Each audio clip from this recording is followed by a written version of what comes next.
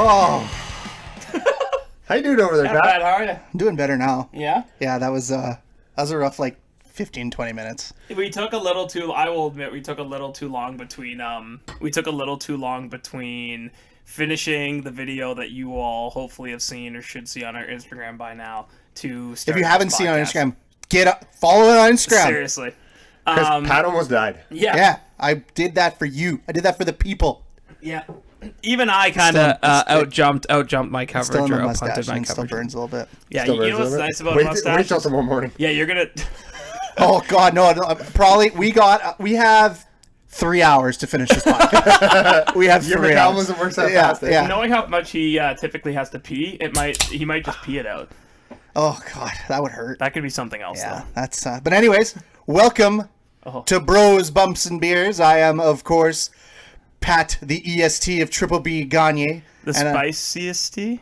Oh! The spicy S, yeah, Spicy that works. S, Okay. And talking over me and interrupting me as usual is, to my right, Jordan the Guava God Schofield. I really thought you were gonna look at Matt when you said that. I'm the spicy guava God. He's gonna hear that a lot this week. Apparently, Matt's having trouble There's breathing. gonna be a lot of throat clearing this week, I think. And of course, the third member of our team, my beautiful brother, my older brother. He's looking at me as if he's going to come strangle me at any moment. Nope. Matt Gagne. If he was gonna strangle you, would he admit it though? I'd be more worried that he said no. So, like, he's gonna strangle me. No. Oh, he's gonna. Oh, that's some psycho stuff. No, Matt's very straightforward. I've known him for 30 years. If I he's just tell him to kick your ass. Yeah, and then he does it, and then he comes at you and chokes you, and it's the whole thing. And then I tell mom, and it's fine. Maybe that's our next Instagram video. What, of him killing me? Well, no, we need you for this, but like maiming you, maybe like long-term healthcare facility. Like type nothing in the shit. face region. That's the moneymaker. That's And you know what's not the moneymaker right now? Jordan's mustache. What is on your face? I started shaving off what some would call a COVID beard. I don't know what it was. It was a struggle against mankind. What was after the word COVID? Beard? Attempt at facial hair, maybe. You should never grow I facial. have more hair on my left back patch I than you had on your believe face. that. So that was part of the reason why. And I got almost done. And I always leave the mustache area for last. Really? I shaved the mustache first. I leave it for last because I feel like it's like it's just like the last thing where you can look at yourself and have a healthy chuckle. And this time I chuckled and put the razor down. You know what? I just, now that you say shaved it last, I'm trying to think of the last time I shaved off my beard. I don't think I don't think I've ever seen you without a beard. I'm Thinking He looks like a child. Yeah, I think I do right now. Ryan has never known me without a beard. So at least 3 years. I right now look like a young man who might have a sketchy criminal past with this mustache. I'm gonna leave it at that. And you walk around the neighborhood in a wife beater, and all the girls are like, "Oh my God, look, it's that older guy." Oh yeah, I look like. Are you saying I look like The Rock when he was 15? Oh, that's a good. Oh, That's a good one. No, you're not The Rock. I would never compare you to I The Rock. didn't think I. No. You guys No, I started would going never down the compare road. you to The I'll Rock. take it. No, never. I do not smell what you're cooking, Jordan. Not anymore, anyway. I ate it, but I will later, I'm sure. Everybody's gonna smell it Don't later. be a jabroni, Pat. God. I still don't know what that means. A jabroni? Yeah. Did he just make that up? No, I think jabroni's. The Iron Sheik used it.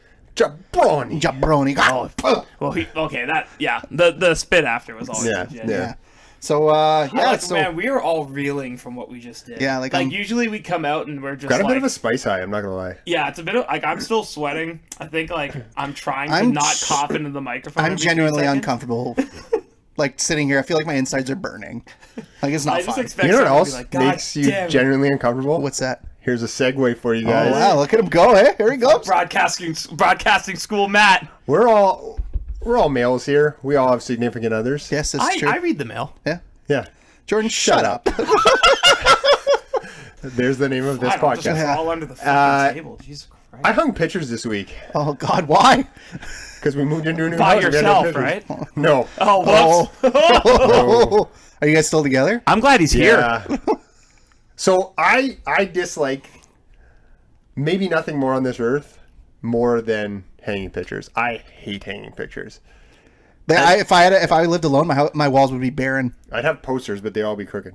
I would just have nails, just hard nails right in there, and How walk do you away. use a level? I called my level Pat because that's what Rand uses as a level. Because first of all, I was like doing it the first time, like leveling a picture, and then my dad was kind enough to be like, "Oh, but you have to kind of like the floor's slightly slanted." I was like, "What the like what? Well, like it's 2020 and we have to move. We have to move.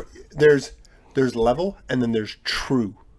See, I used to watch Home I'm Alone. sorry. What the hell does that? What does that mean? That's you know what that sounds like? A lie. That sounds like a dirty lie. No, Mike Holmes used to use it, so it's it's got to be true. Yeah, Mike Holmes never told a lie. Well, he was always on Holmes. He was He was in Holmes. It was more Holmes in Holmes. Yeah, okay. The name was a lie. I thought the 13th episode would be the worst. This is going to be the worst. So statistically. So speaking of levels, I have like a small level. Like it's I don't know. They can't see how far you're putting your fingers. Maybe 8 inches long. Visual podcasting. Matt put his fingers about 7 inches apart. 7, 8 inches long. Right. So we use that generally to hang pictures. Well, we were hanging a big picture, and I put it on. I'm like, nah, it's not level. And she goes, I don't think it is either. I was like, okay. Well, let's start with an That's agreement. good. Yeah, That's okay, I'll take that all day. She goes, you better get the bigger level, though, just to make sure. I said, that's not going to make a difference. A level's a level. Like, this is just... That was his first mistake. Yeah. You didn't just And now saying it back. Yeah, you sound dumb. You sound dumb. Why would you do that? Retroactively. Fuck, am I an idiot? I'm sorry, Janelle. Because that was dumb. I should have just said, okay, honey, I will get it. Again! Guys, we're supposed to start the podcast now. Shit! But it's just this? generally not a fun thing I to take do, in my opinion. your hanging your pictures and raise you a building IKEA furniture. Oh, I did that this week Yeah, too. that's always You know what? the That- pinnacle of death. I to think do. that's the true test of a relationship. Not like hard times, no nothing. It's just like if you have something from IKEA and you build it together. Like me and Rand made a big armoire together, and like I think 3 times armoire. Me and Rand looked at each other, and it was like we were borderline like, okay, let's take a deep breath because we're getting to the point where it's like I'm gonna take this hammer and I'm gonna hit you. And I was like, Yeah. So that's why you Try have me. to do it by yourself. But It takes longer, but there's no friction. It depends Unless what you you're hit making. yourself by the end, which has happened Which to me you before. always do. Yeah. Yeah. Because you feel like the pinnacle of stupidity. IKEA was onto something though, like no words, just pictures. Great in principle. And the guy who's building it looks so happy. He looks happy all the time. little blobby dude. yeah, you know what I'm curious? Oh, If you had their tools, so I always use my own tools. It always says don't use a drill. I use a drill. why wouldn't you use a drill? I know. Well, how do you get Swedish tools? Well, no, they sell them at IKEA. They sell a box. Oh, I see what you did. They're Swedish tools because they're Swedish. I'm trying to figure out what a Swedish accent would sound like. Sweden. That's it, eh? I've That's been all you got. That's all I got. I sound like Mario more and more. I've been to Sweden. They have no accent Yeah, when they speak English. Oh, light Next brag. to no. Light brag. Matt's been to Sweden. Yeah, I didn't pay for it either. Shut up, Paul. Yeah, shut up, Paul. But yeah, you can buy their tools. I wonder if it's easier with their tools. I don't want to try. You know what? Isn't I don't it- want to oh, give them. okay, I don't want to give them any more of my money. In all seriousness, isn't there? I can't believe we're doing this on the podcast. Isn't their tool just like an Allen key and a screwdriver? Usually, yes. Yeah, I'm pretty sure. Like that's Yeah, but they're probably like super good ones that Oh, like you go know what it fit is? perfectly. What's Allen in Swedish? It's probably Hallen key. They're not. Hallen. Can we restart the podcast? I feel like we can do better. We should restart. No, we're not. No, we're not. That's it. Okay. You know what I We're did? 9 You know what else minutes I did? in. We're 9 minutes. That was better. I bought a new lawnmower. You know what? I would say normally I love lawnmowers. I've had like 3 because I break them all. But I cut my grass today. Didn't need to. I just wanted to use my new What's lawnmower. that? a lawn? Oh, right. You're a peasant that lives in a condo. Yeah, it was great until I had to sell it. Now I'm never gonna leave. Oh, look. Jordan's like, oh, first time I was like, this is my condo, and now he's at the point. It's like, this is where I'm. This is my Yeah, coffin. I die This is- here. This is my coffin. Especially because I have to work from home for the next year and a half. Like, Oh, why is that? Because I'm a stay-at-home bitch. Oh, right. No, sorry, I'm a stay-at-condo bitch. Yeah, you're not. I'm in a house. I guess a condo is a home. Nothing matters anymore. I'm sorry. Look, I'll say it. Hot take. A condo is just a really pretty apartment. There, I said it. Wow. Well, You're not wrong though. But no, I mean it's the same space. I just, have to sell You it. now. owns it. Yeah. Like you owns the Chiefs. Yeah. I don't get that reference. Slapshot? That movie's overrated. I'm sorry. It is overrated. It's not as funny as Okay, we think it is. stop. Slapshot is one of the greatest hockey films of all time. Oh yeah, it's Probably because iconic. it's one of the only hockey It's films. iconic. There's not many. Shout out Miracle. Miracle's Yeah, dope. Miracle. And the Mighty Miracle. Ducks. What else do we got? Youngblood. Have you even seen Youngblood? Yes, I've seen Youngblood. I had Spike TV. Do you remember when I bought my first lawnmower for my house? Gosh. Okay, so funny story. I don't know if Jordan's ever heard this. Okay, so my dad spent he was retired, and he spent the whole day looking for a lawnmower. My dad is a Kijiji and Facebook Marketplace monster. So he went on Kijiji. I believe that. He was very particular about the truck on the hill thing. And he texted me, and he's like, I found the perfect lawnmower. Perfect. How much it costs? He told me how much it costs. Holy shit. He's like, it's like brand new. Steal of a deal. Perfect. He goes, okay, we're going to meet this guy in the Shoppers Drug Mart parking lot because I don't want him coming to my house. I'm like, sure. That still sounds like a good place for an assault. So yeah, whatever. And so we go to the Shoppers. There's drugs close by. We go to the Shoppers Drug Mart parking lot. We wait like 20 minutes. Guy doesn't show up. Dad, who doesn't know how to use his phone, looks at his email phone. Oh, he said he sold it to someone else in cash. They went to his house. I'm like, fuck. So a couple days later, I'm texting in our hockey group chat, and this guy, one of the guys on our team, goes, Scott Bonner, shout out, goes, hey guys, I bought a sick lawnmower. Some idiot wouldn't go pick it up at his house. I'm like, what kind of lawnmower? So now, Pat. So now, the best part about it is, every time he mows his lawn, fuck yeah, he drinks a beer, takes a picture for Untapped, and only tags me with a picture of the beer next to the lawnmower. I like this guy. I think he followed me on Twitter or something, and he is exactly who I think he is because he was pretty funny. This summer was the first time I saw it because he went to his housewarming, and it was in the garage, and I saw it, and I'm like, is that her? And he's like, yeah. I was like, can I touch it? He's like, yeah, it's still brand new. It's awesome. Just like one of the biggest regrets of my life was letting that get away from me because I've been through 3 lawnmowers. So you need a new oven, a new barbecue, and a new lawnmower. We'll add that to the list. I'm on my 3rd lawnmower. This one works good. It doesn't have a bag, though. Okay, I have a question. Why don't you just have a push mower? Like, you have very little lawn. And do I look like a human being that wants to do a push mower? Well, most of it's also dug up by your dog. Yeah. Those suck. Old man. School. No. This is a guy who doesn't have a lawn. No, a scythe. Like, I don't tell you how to... You should get a scythe. How's that for a depth reference? I don't tell you how to sweep your balcony, okay? Do what now? Okay, before you guys come to blows, let's review some beers. Defuse this situation. Oh, okay. Sweep balcony. Okay, Jordan, you lead off, though, because you have nothing in your glass for some reason. It was bad timing. All right. What? I didn't hear you crack a beer either. Well, this is like 3 weeks in a row. You didn't take this serious? No, so this is different this week. I had to go get a growler because I was kind of looking around, and Sucrum's was that a growl? That was. That sounds like you purred at me angrily. Oh yeah, kind of sexy actually. Stop, Daddy. That mustache, baby. Daddy. That mustache. That this 80s porn star looks really fucking. Oh, this is why people have intercourse to our podcast. Oh, so for sexual. Sure. For sure. It might be because of this. Like that came out first on the Instagram. That's good. That's good. Anyways, can you review your beer? I'm slowly going because I forgot the name of the. Yes. Sweet tea or something? Okay, Matt, you go first. Yeah, Matt, you're going to go first. You go first. Okay, so Pat, who is on the ball and actually cares about the podcast. Jordan, you're in timeout. Shut up. I hate you. So I'm drinking the Golden Ale from Little Brown Jug. Wait, Pat, I found it. Hold on. So basically, what I am drinking this week is another One Great City beer.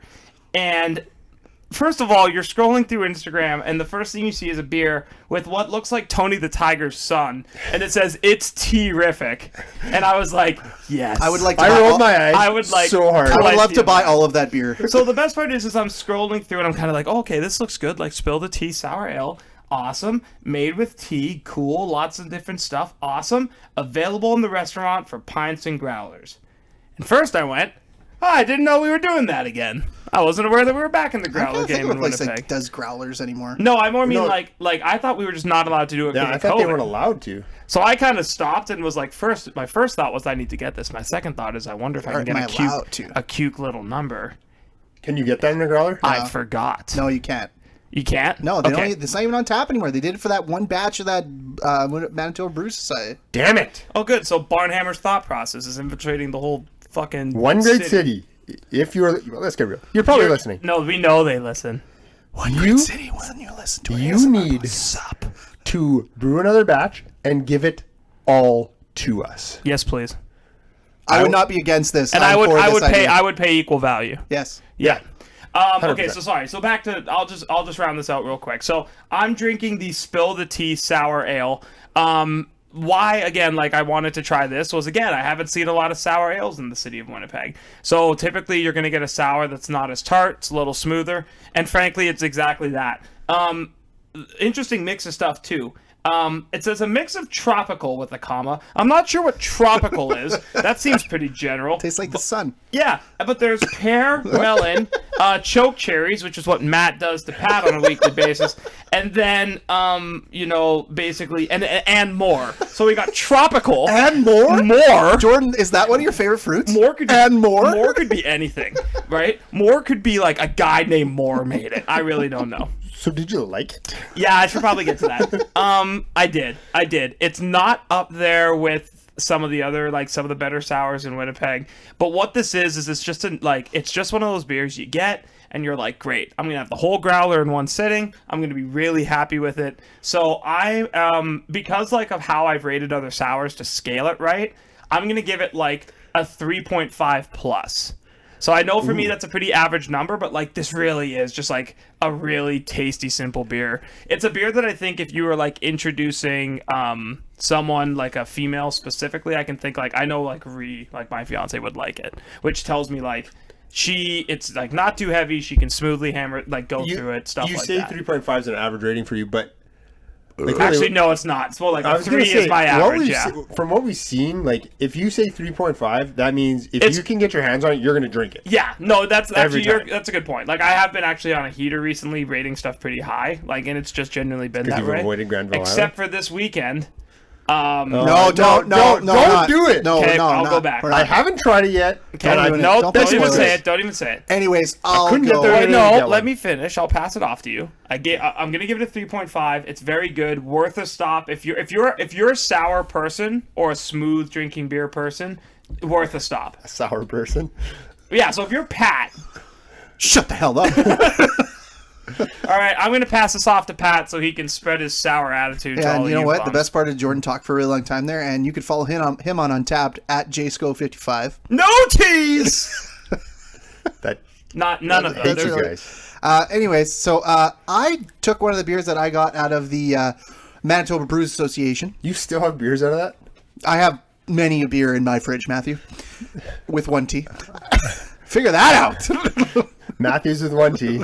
Matt's so with two. I am drinking from Little Brown Jug once again, the Golden Ale, which, you know what, Little Brown Jug, they have the 1919. I didn't like the 2020.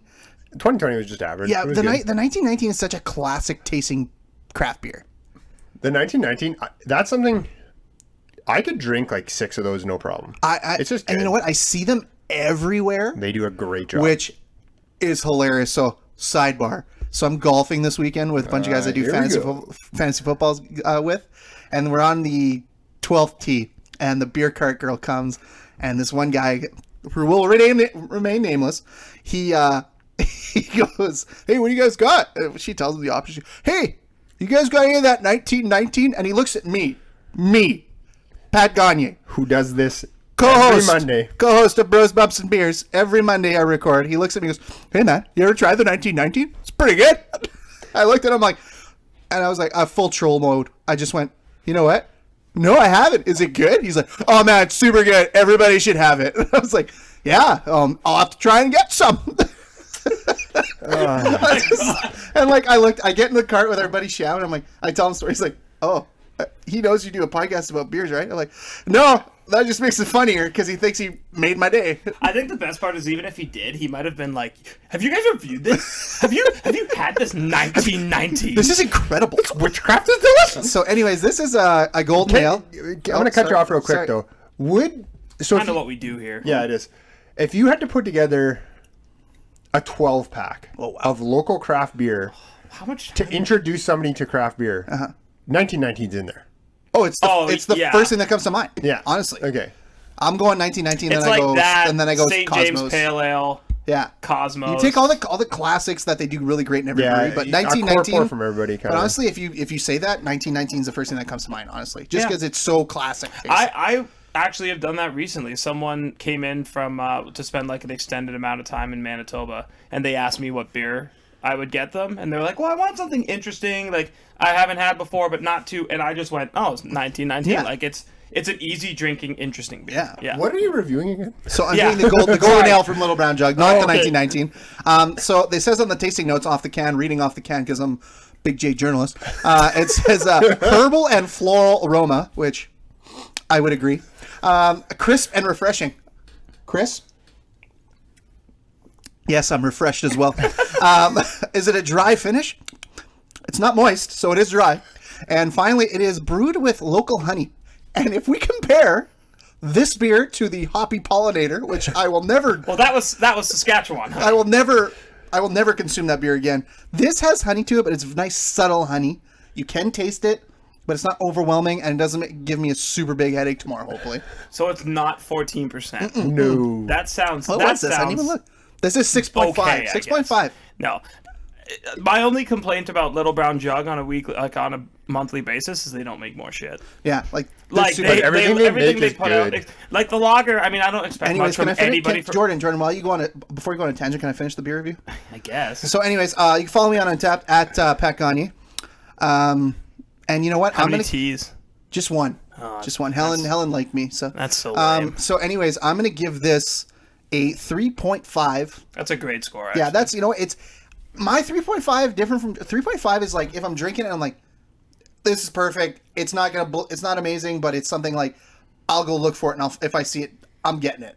3.5. I agree. I totally agree. So 3.5 on Untapped. Matt, take us home. All right, so... Oh, hang on. Jordan, do you have anything else to say for 14 minutes? I mean, Anyways, moving on. Matt, you're up. I can cut it down to 12. So, I'm smart. Okay? I'm a smart guy. you are smart. Thank you. I'm good. SMRT. You're good looking, too. I'm smart. Well, he has a mustache. Anyways, Matt, come on. Sorry. Guys, Focus, Matt. Focus, damn it. Matt, focus. I must ask you a question. There it is. Okay, go ahead. All right, so I am doing a Fort Garry Brewing Company beer. I believe this is the first time we review Fort Garry Brewing. Which is shocking to me. Shocking. You know what? Fort Garry they have an okay lineup. Some of their stuff I am not a fan of, but they do have like their dark. That pickle pale ale. I've only tried it at Beer Fest. If you like pickles. But their Rouge is good. Their dark is good. The Rouge, I bartended at Festival last year. And the Rouge, they ran out 2 nights before it was over. It went the quickest off the shelves. It's a good beer. It is very good I have beer. one in my fridge right now. Yeah. But they just released a lager called Big Buddha. It is a ginger lemongrass lager. So does that beer automatically live off Osborne? yeah, probably.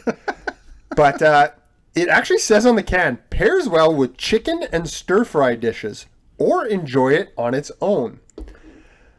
Well, that's 2 big jumps there. Have it with the steak. You just So- spit it out right away. You're Like I'm at the beer boutique and I have this in my hand and I'm like, man, do I want to buy this and drink this? I can honestly say, as I'm drinking it, I'm happy I picked it up. Mm-hmm. It's good. I don't know if I'm going to go out and seek it and have a bunch.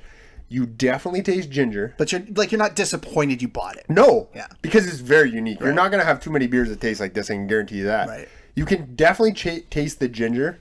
And I like the taste of ginger. I like the smell of ginger. You get that. Lemongrass, it's there. I'm not. Aw, you think you know what lemongrass tastes like? Good for I know. you. I've had that in a Thai soup and that booster juice once. Like I couldn't tell you anything on that. I've had it a few times. I think I'm picking it up based on I'm like trying to compare it to Thai cuisine for the most part. Cuisine. Thai what? Sorry. Yeah, I know that didn't come out right. Cuisine. It's smooth. There's 2 T's in But cuisine. here's what I'm just ignoring you guys. Here's my biggest critique of this beer is after a few sips, the ginger is hella strong. Oh, wow. Like it starts punching you in the hate face. ginger. And I like ginger, but there's a lot of it. So I'm gonna rate it on Untapped. You can follow me at Gagne Matt with 2 T's. And yeah, that's right. Took it away from you guys. Took it away. Were you gonna say anything, Jordan? No. Continue. On Untapped, I'm gonna give it a 3.25. 2. Oh, that was really bad for the Oh, microphone. yeah, Jordan does the audio. Okay. Anyways, Uh, 3.25. Yeah, 3.25. Okay, that's fair. the first couple sips, I was like, yeah, this is a 3.5 beer. Then the ginger starts punching to the face a little bit. So I brought it down 0.25. It's still good. It's still better than a lot of stuff I've drank. It's more unique than any kind of Is this one of those beers where you're like, if you really like that thing, like if you like, it's like me with the mango jalapeno beer. If you like those two things, you're going to be really happy. Yeah. And if you don't, you're not. And I feel like it's kind of that. If you don't like ginger, run for the hills. Do not that's fair. buy this beer. Because you will dump it. It's true. If 100%. It's that strong, it is what it is, right? Like, all right, that's fair. And I guess what we're going to do now, we're going to end it with... while we do that, while Jordan gets his phone out, and I was ready. You know, eventually we're just gonna have to bring in a fourth person to do this because I did all the work for you. You literally spammed. Okay, I'm ready. Throw it over to me. The Winnipeg beer news of the week. Thank you, Patrick. I'm actually really happy to be able to bring this to you this week, guys, because I typically look at the news from my phone, and earlier today it virtually exploded. Because every piece of news from the past week was reposted in the Instagram group chat because Matt seemingly has nothing to do before he goes back to work. So no, my kid was watching Paw Patrol and I was on my phone. Paw Patrol. It's actually pretty dope. Yeah. Who's your favorite character? We're not doing this right now. I'm sorry. Like top 5 characters? Oh, Christ. There's like 5 characters. I know that was okay. So there's quite a bit of news this week. So I know like a couple weeks ago we talked about there being a lull, and it's almost like they heard us and was like, "Oh yeah, morons!" And then they decided to like unload the barrels. Oh yeah, bitches! So Torque is bringing back a fall favorite. They're bringing back the Prost. It's a Marzen. He said, certain of himself. But I will say this: malty and sweet with a dry finish. It looks like it's if the can would stop spinning on their stupid boomerang. 6.3%, which means that sounds like a Jordan beer. So I'm gonna have to go and grab a few of those. It's a fall beer, big time. Is it a fall beer? Have you had it? I've tasted it. Will it get up? Was it good? Hey? That's so much worse than mine. This will be the last episode of Rosebud Beers.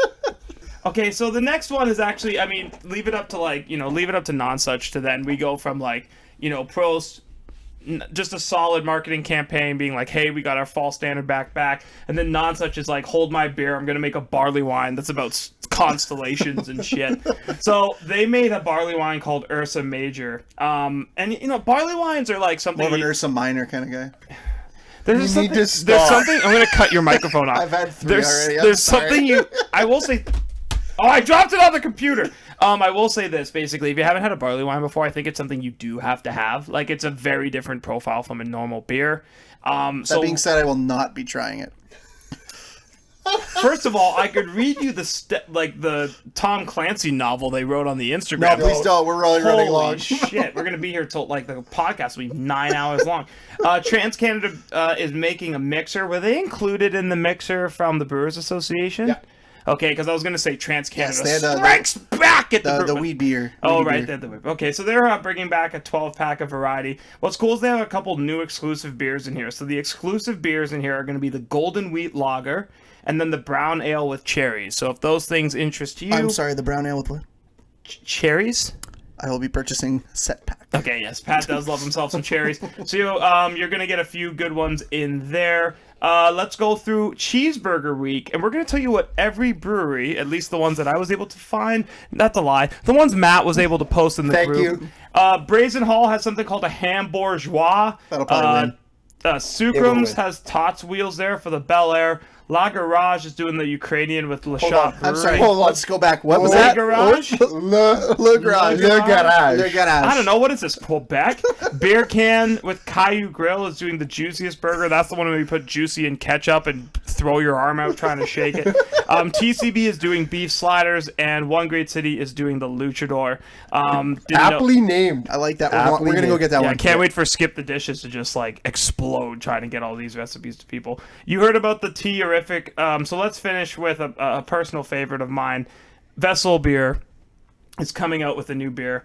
You know what I like about Vessel is their Instagram stuff. You look at it and you're almost sitting there, you're like, I don't know what this is going to be. My gut says it's a take on a Moscow Mule due to the Russian writing. I just bought Moscow Mule cups. Yeah. So Jordan? Yeah, I think I'm right. I think you might be I right. think I'm right. And I'm very excited if you are. I mean, listen, Vessel's put out 4 beers, and they're like 3.5 out of 4. Like, I thought Pineapple Pete was a bit of a, or no, sorry, Murky Buckets was like, but they were just, that wasn't my thing, but it was still really good. The Meringatang was a clock. Like, everything else has been amazing. So, A little bit jerk on my throat still. there's a joke to be made. Yeah, There. there's I'm gonna let that slide. on. So that is essentially like that's a longer Winnipeg beer news of the week, but it looks like we're coming back. The fall beers are coming around. So if you're a brown ale person, if you like whatever a Marzen is, Mars bars, all of those things are delicious. So that concludes the Winnipeg beer news of the week. Pat, back to you at the main desk. That was beautiful. Thank you, Jordan. Stop putting your finger Why in are your you ear. touching your ear? No one can see you. It's my earpiece. So yeah, that was a beautiful first segment, boys. Feel like we. A lot of good moments I get to cut out of that. I can't wait. Yeah, a lot and- of Jordan jokes are going to hit the Yeah, cutting room and floor. there. you know what? We bid adieu to about half of you. And for the rest of beer, you, by the way. For those of you who like pro wrestling, and for the rest of you that will come back for the next segment, we will do the weekly wrestling roundup. We'll be right back. Pat has to pee. Oh, Michael, this is going to be fun to watch. oh, that was a good open. Yeah, that was nice. Oh, is that a TCB test batch? No. It's a yeah, little beer. well, that was the one they made They've for done the... it before. I did had they? it at the start of the pandemic. Oh, right, yeah. And It then was they in put my it in the birthday brewer's pack. Did you know for my birthday I didn't even get a car parade? Oh wow! My 30th birthday. Was that your first time pouring a beer? Was this your first time shutting up? No, because No, you've you- never done it, Jordan. I think So it was your I think 30th You guys birthday. have told me like Yeah, it was 3 my times 30th, in this yeah. episode. And you were upset because nobody cared? Well, originally, my beautiful fiance. No, nobody cared. So just move on. Oh damn! Oh. I didn't even think that's where we were going. Oh, Oh boy! oh. Hey, Matt, get the fuck out of my house. The only thing, Hey, this is the studio. the only thing Studio. taller than Pat's height right now is his self-esteem. Fuck me, that was tough. Goodness, You know what was big this week, though? not Pat. The hurt? Are you guys in the hurt business? Damn, man. Can I be? Nice ahead. segue. Can I be Nice Titus? segue Go there with ahead. the hurt Go business. ahead. Yeah, it was a big week in wrestling once again, though. It was so much wrestling. I was literally exhausted watching all the So wrestling. much good wrestling. Yeah. From almost Question all shows involved. And that was the worst Except for- part. The worst Yeah. part was it was all good, and like you guys were texting me, you gotta watch this, you gotta watch. Damn, man, there's only so many hours in the day, and I gotta play PGA 2K21. Okay, so I'm used to watching like a few good hours a week, not 10. what's Like, interesting about the three of us is I feel like if I need to cut something out of my wrestling week, okay, I don't watch Raw and SmackDown. I just go on Instagram. I don't I'll think watch any of us segments. do anymore. I'll watch No, you know what? segments. I'll watch Raw, but by Friday I'm just burnt out and I won't watch SmackDown. Yeah, if I'm gonna watch one of the two, I'll watch Raw. Maybe it was better that they were back-to-back nights because you just like loaded. Wasn't it like Monday, Tuesday Yeah, at it some was for a point? while. You just Yeah. loaded up and ate those It 2 was. days. I always watch. And you know what? SmackDown I when feel it was like on I feel Tuesday. like Friday is not a day where I'm like, yeah, I'm gonna sit down and watch some wrestling. I Yeah. think by then you just want to do something. Yeah. But yeah. Sorry, So- I see what you're saying. But if I'm gonna cut something, it'll be AEW, Interesting. and then I go back. That I cannot believe You cut that. AEW? The only thing I watched this week was the Tag Team Gauntlet. You know, I'm not gonna lie. That's the only thing I watch live is AEW. Oh, really? Yeah. I actually, I watch AEW, like, if not live, like, I trail it so I can skip through the, no offense, the women's segments are usually just pretty bad wrestling. And then I watch NXT, like, the second AEW is done. Like, I load that on my computer. feel like Sorry, I watch NXT on WWE.com legally, is what I But do. I think that's what gives us a good little mix, right? Like Jordan's big NXT guy. I'm all in on all in. That's Saturday. We're gonna watch that together. We should. Is that this Saturday? The 5th. Oh, you guys can come over because. Yeah. Okay, we'll talk about it. We'll talk about it later. No, this seems like something we should discuss live on the podcast. Like I'm a big AEW guy, and that like stands pretty true with WWE. I'm not gonna lie. You I like my classic stuff you do. too. You do, yeah. I watch. One of us will a dabble lot of in New classic stuff. Japan. NGP Dub. Anyway, so Matt, lead us off. Well, let's go and start with NXT. Sure. You know, we're gonna do a lot of quick hitters because there was a lot this week, but I think NXT there was. We'll just quickly touch. Do we like the addition of Wade Barrett on commentary? Yeah. Yeah, oh yeah. Before You know we get what? to the I big was stories? I was souring on. Oh yeah, you're I gonna was say the a same big thing. believer in Mauro Ranallo for a long time, Yeah. but then I felt as he went on, it was the Mauro Ranallo A show. lot of toe stepping. Yeah, it was Yeah. like nobody could get a word in. It's like hosting a podcast with Jordan. Oh, so it was really good. No, it was just I just body bagged you so hard. How do I turn this Nigel, down? Mike 1. I just hope they don't lose Nigel McGuinness. I think he's going to go to UK. Yeah, they're that's what jumping that Oh back my up. god, I'm so excited that's coming So, back. Volta. But I think let's go into the big news from NXT this week. Karrion Rhea Kross. Ripley. She lost clean. No, she didn't. She got- was screwed over by the dastardly Robert Stone brand, Great. who's great actually brand. super funny. I love the Very funny. chain on his glasses is amazing. He had an Instagram post where someone talked about having a bad week, and all he posted was a comment that said, "I got run over by a tank again," and I laughed. He's single-handedly making me okay with seeing Shotzi Blackheart, which is like a miracle in and of You know who sucks? Shotzi Blackheart. But Karrion Kross is injured. He'll be out a while. I would assume. That's a good way to fuck up the rocket ship. But you know what though? You know what though? I think it's going to be good though. I heard it's bad. Oh, sorry, his shoulder. I heard it's not just this. I heard it's worse. I heard it's like ligament. He needs surgery. Yeah, he needs labrum? surgery. Is it labor? I don't know if it's labrum, but No. a typical separated shoulder would be 5 to 8, yeah, give or take, 6. depending on him. Yeah. But if he's relinquishing the title, he needs surgery. So that's what I. That's But you know what? The not that I'm like a fucking insider or anything. best- This is my sports. The like my best thing history, about that injury was knowledge. he gave that promo, and I felt the promo. You can easily reuse that when he comes back, and it's the rocket ship continues. I believed, like, usually you watch a wrestling promo and you're like, okay, it's a wrestling promo. His cadence and the way he talks and his look, it all fits. He doesn't. I love need- his old promos too. Yeah. Like, go Less- watch less the is- Doomsday promos. Less like, is more with Karrion Kross. Oh, He It's so doesn't good. need Scarlett. She's a great addition to the Yeah. package, but he doesn't need her. The guy's a rocket ship. Like, he's gonna be around. It didn't matter who while. signed him, AEW or WWE. He was gonna be a star either place. Yeah. I think long run, you'll would have wished he signed with AEW. I don't know about I disagree. that. I disagree too. I disagree. think he's good for WWE. I think he can succeed on NXT, but then he can also succeed on the He main is roster. what WWE currently constitutes as having an edge. Sure. I think like Roman seems a little contrived at times, like, and he still kind of does, right? Because we've been clamoring for him to I don't do know what who he's you're going talking to do. about. We're going to talk about that. Sorry, later. but the point is Spoiler. like Karrion Kross, I think, is as badass, like bad guy heelish that WWE is willing to go now. It's like, because his content's, it's like Doomsday, right? It's very like nuclear Holocaust type stuff, and he doesn't say that outright, but he's like as far. God, the jerk in the beer is really making a hell of a concoction. Terrible decision. But no, I think I've talked about him enough, and I usually talk too much, but I just was so impressed. No, I was so impressed. Jordan, don't You say mentioned that. the word badass, though. You know what else can be badass? This 60-minute... What a concept. A 60-minute Iron Man match? I am 4-way. I am wait. absolutely intrigued on how that's going to look, because like in my head an Iron Man match is one of my favorite matches. Like, give me Bret Hart, Shawn Michaels. Overrated match. There, I said it. Remember? Oh, I was gonna. Yeah, I'm sorry. I'm gonna back up. You shut your whore mouth when you're in my house when you talk about Shawn Michaels versus Bret Hart. What hurt more, me saying that or me telling you nobody cared about your 30th birthday? You know what hurt more? Both said after another. I don't want to do the podcast I anymore. think this is the time to bring this back to an ASMR podcast. No. Anyways, we'll get to that later when we do a Flight and a Pint of great matches, and that I pick all Bret Hart matches.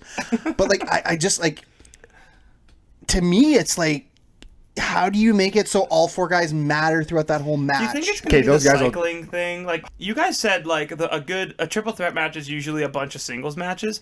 This has to be that again.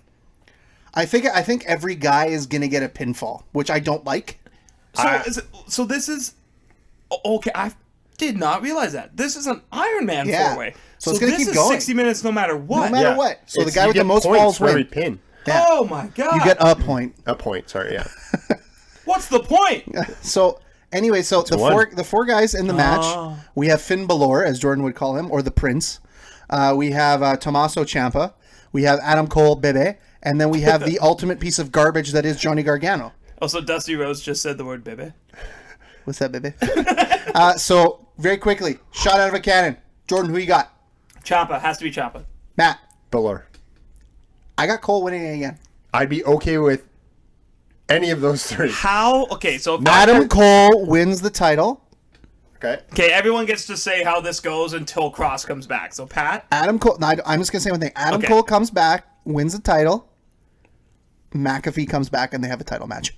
No. Yeah! I would love to see it, but you can't do it. Matt, please go next. I think Finn Balor wins, holds it for a very short period of time, so that they can decide how they want to build up either getting it on Cole, because I think eventually it needs to get back on Cole, or Ciampa. Okay. Here's why it's going to be Ciampa, and this is really simple. They need to keep their focus on Karrion Kross as he recovers. If Ciampa wins because of the way he got destroyed, he can... Ciampa, here's the thing, and Ciampa can hold the title. You have Ciampa, who we know is unhappy with how he's being used. You put him back as the champion, and you build him up by beating other people. So when Ciampa beats... is that how you build someone? You let him beat other people? Shut up. Let him finish. You make it so much longer. Thank you, Matt, because Matt knows I'm about to get to another Matt really likes Jordan's booking moment. So you have Kind of wish Ciampa... I picked Ciampa now. You have Ciampa win, because as Ciampa wins... his promos after the match is, this is a great victory, but I'm waiting for one man. And he says it over, and he just keeps, he goes like, yeah, I just beat, I mean, of course, he's going to beat Dominik Dijakovic at some point, and then he goes, that was great, but I'm waiting for one man. And you build that up to Royal Rumble with the hopeful, or whatever it is. In a Hell in a Cell. Whatever, yes. That just got to be in Hell in a Cell. That has to be, I think that's how they should do it. Some sort of stip, like dangerous stip. Yeah. Or it has to be a swerve. It has to be something with like Finn, because here's the thing: Finn got squashed recently in the wrestling memory mine. Like he got destroyed by Bray, and I don't know if you can. I don't know. Yeah, but I don't know if you can do a guy like that multiple times. Do we see Return of the Demon? Not for this match. I think. Are they loading up for Mania for that? It has to be a Mania. I think you're maybe loading up for him against Cross. I'd be into that. But that has to be. But the thing is whoever Cross faces has to lose. So who loses? Can we all agree though that if Johnny Gargano wins, we riot? If Johnny Gargano wins, I'm never watching. Can I be NXT honest? again. That's why he might win. Yeah, I hate that. Like It would if we make know him- anything Yeah. about WWE. All right, well that's NXT. That was You gotta watch it. Like Major notes. this might Major be the notes. most. We went this might be through NXT, and that was a hell of a long. This might be more the where most we go excited next, I've been Matt? for Where we We're anything. going to AEW. I think. So let's start. It came out this week. Which he doesn't watch. I watched this match that we're going to talk about. The only thing we're going to talk about. John Moxley, was #1 on the PWI, the Pro Wrestling Illustrated. Used to read that all the time. He was #1 on PWI. Now, that is not just matter of opinion. That is based, Pat told me, on a criteria. It is on a criteria. What is this criteria? Probably garbage. Jordan, you have it. Yeah, I'm the one who gets to read John Moxley's Dean Ambrose's supposed criteria. So apparently, according to this, like, Pro Wrestling Illustrated, which claims to be like a legitimate news source, the criteria for ranking are win-loss record, which is super legitimate in pro wrestling, technical ability, influence on the sport, clearly positive or negative, success against the highest grade of competition, success against the most diverse competition, and activity, which John clearly doesn't do all that much of. So, sorry, quick note, that is important. Women have also been ranked within the top 500. which I like. Quick round of applause. Big fan of that. Big fan of It that. took way too long. I'm sure Rhea Ripley was like really close to #1. So, Somewhere Jordan there. rolls his eyes Sure at she win-loss record, and that it doesn't matter in wrestling. Win-loss record in wrestling, it matters in AEW. And the thing is though, like if you have a winning record, that's because the company has enough faith in you to let you have those wins. Moxley, whether we like him or we don't like him, and right now I think it's consensus we're not huge fans of him. Matt, I think, likes him a little more. I like John Moxley. Yeah, I'm indifferent. Jordan doesn't like him, but I don't like Johnny Gargano unless people like Johnny Gargano, and they're stupid. But like he's the champion, and you know what? Compare him to the first champion of AEW. His run has been better than Jericho's with that belt. Yeah, Jordan, you're going to say yes because you know really it's is. right. And you know what? I didn't hate Jericho. He was the right first champion, but I think Moxley was the right second champion. Do I think he gets past All Out with the belt from MJF? Yes. I fucking hope not. MJF has to be a champion. No. Nah, it's tough. You know what? I'm okay either way. He will be better if... But in terms... MJF will be better if he loses. But in terms of a list... I don't disagree with But in terms of a list of top guys, I find it very hard to argue against Moxley. Could you have put Chris Jericho at the top spot and nobody would have batted an eye? Absolutely. Jericho wasn't even 2.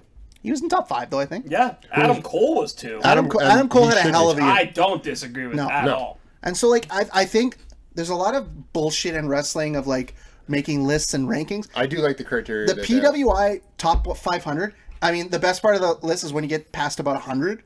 And you see guys on the indie scene, and it's like, I listened to a whole segment with Jericho, and he was talking about that list. And there's some guys, they always read the 500th entry. Yeah. And the guy was never on the list again. I feel like that's like the MLB draft, where at some point they're like, all right, we're just going to throw darts at a board of names and just toss them. And Jericho said, he's like, you can go through every 500 list of all time, and you could go down the rabbit hole finding that 500th guy and just like, who is this freaking bar star who comes into Doubles Fun Club and works his ass off? Big shout out to Doubles Fun. Yeah.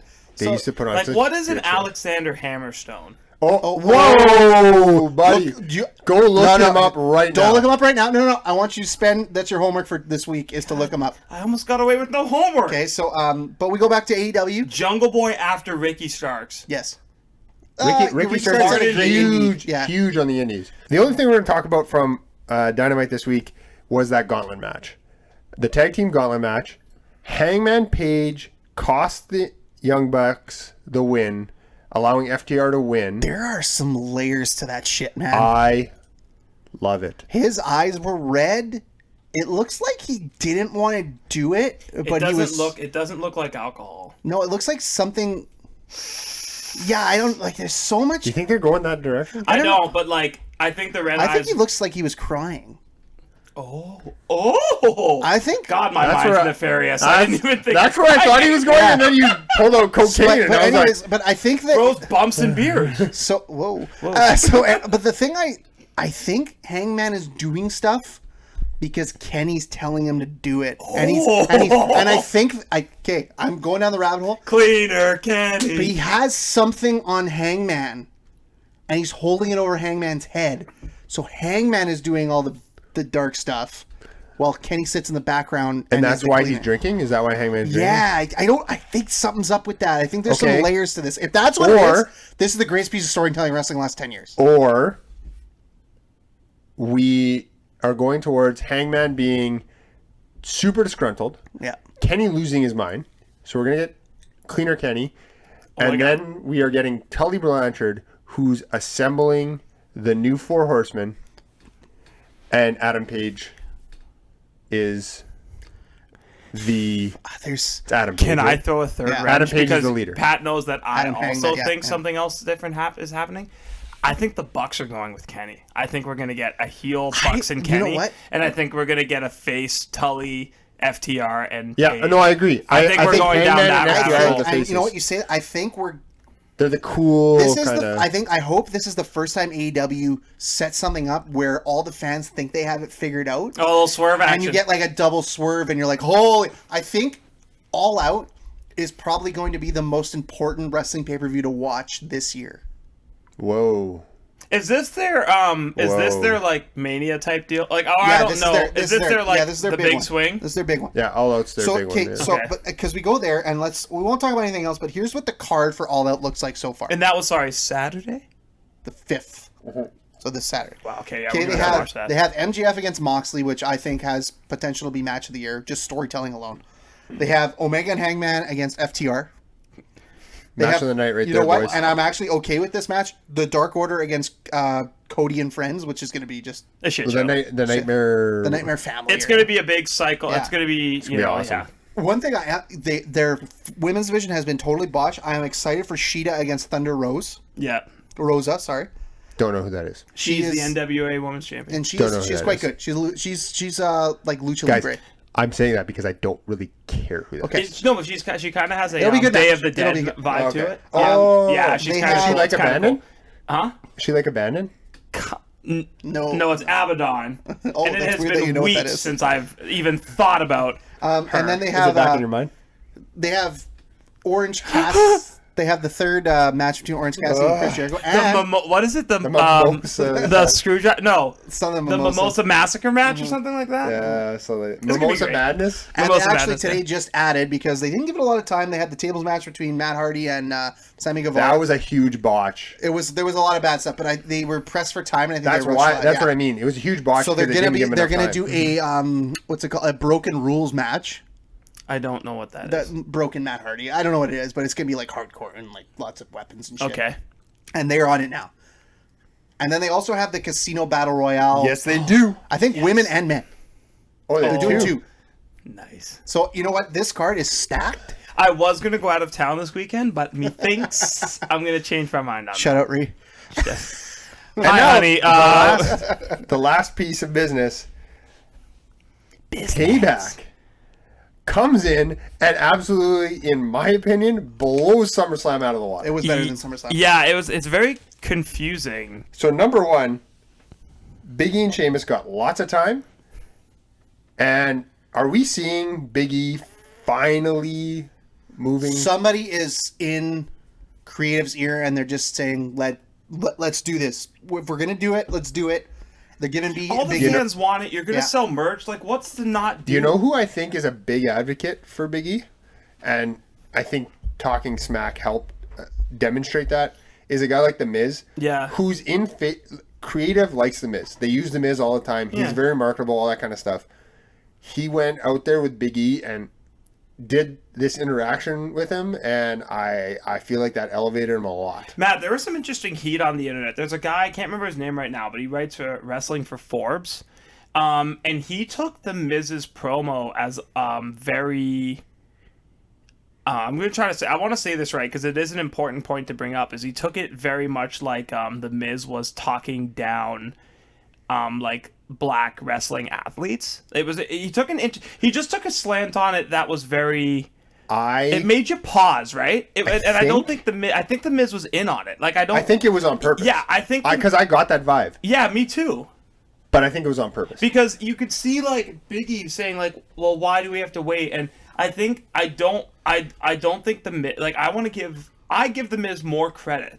Because anything we know about the Miz is he's not some like, guy who's aloof. Like he's got some of the best Talking Smack promos. I would argue the best Talking Miz Smack might be underrated and maybe one of the best talkers in wrestling. Yeah, but what we were saying, Miz just overall. The thing that like got me is the Forbes guy was like really going off about like, oh, like in this whitewash company, and I was kind of like, no, I think Miz and Big E talked, and Big E was like, I'm gonna go this direction, and Miz was like, I will easily be a devil's advocate for that. Like I give Miz that credit to realize. I think WWE is getting more and more a little bit socially aware, and I think pushing Big E in the current climate is a big deal. Big E, Keith Lee's getting a huge run. Yeah, the huge run.